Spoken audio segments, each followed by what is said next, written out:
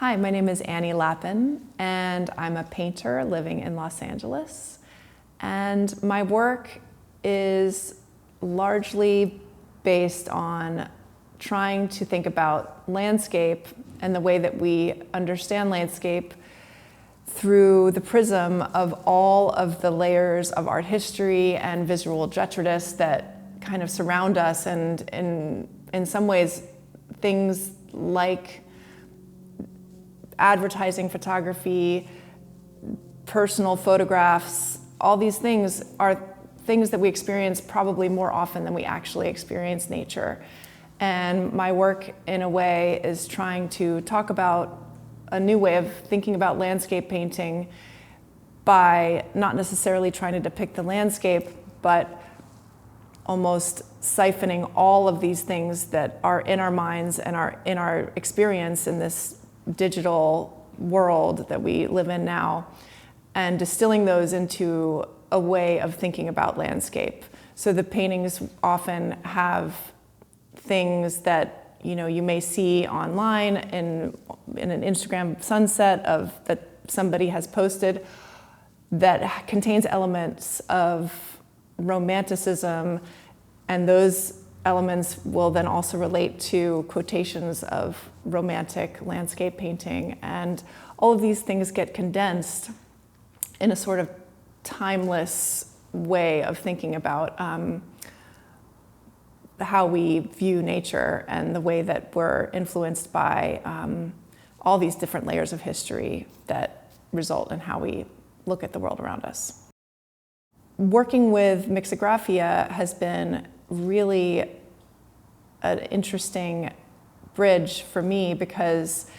of the process of printmaking being so much about layering and so much about building an image, but in a very different way than I'm used to building in my own paintings, which start, usually from pores and abstractions, adding on to those, whereas the working with Mixografia, it is this three-dimensional process that has to reveal itself in a very different way. But because of the ability to put these layers in the process that Mixografia has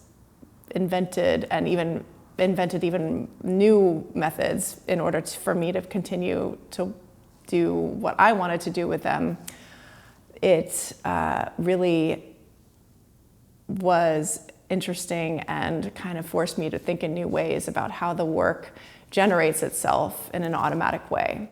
The Hudson River Valley was the subject of this work, and I am particularly interested in that area because it is sort of the source of our American landscape painting, and it's where the first American landscape painters in the 1800s were kind of borrowing from European romantic landscape painting, but developing their own language to represent nature in this somewhat falsified way that is romanticized, but it does affect how we understand ourselves even today. Layers are so important to me because every time we experience the landscape, that experience is completely shaped by these layers of art history and these layers of all these different things that we've experienced, whether it is photographs of things that we aspire to see, that we've looked at online, or these very old, not even that old actually, frankly, but 19th century romantic paintings that were also warped and not necessarily an actual representation of the landscape that even at that time was being chopped down. And if you look at the actual places that Thomas Cole was painting, they were clear cut, but he would add trees and add these kind of romantic pastoral Arcadias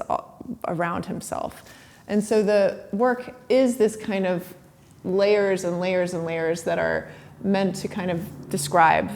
the act of looking at a space and the way that that act is completely, it is through a prism of all of this historical detritus that we now, kind of have to understand our perspective through.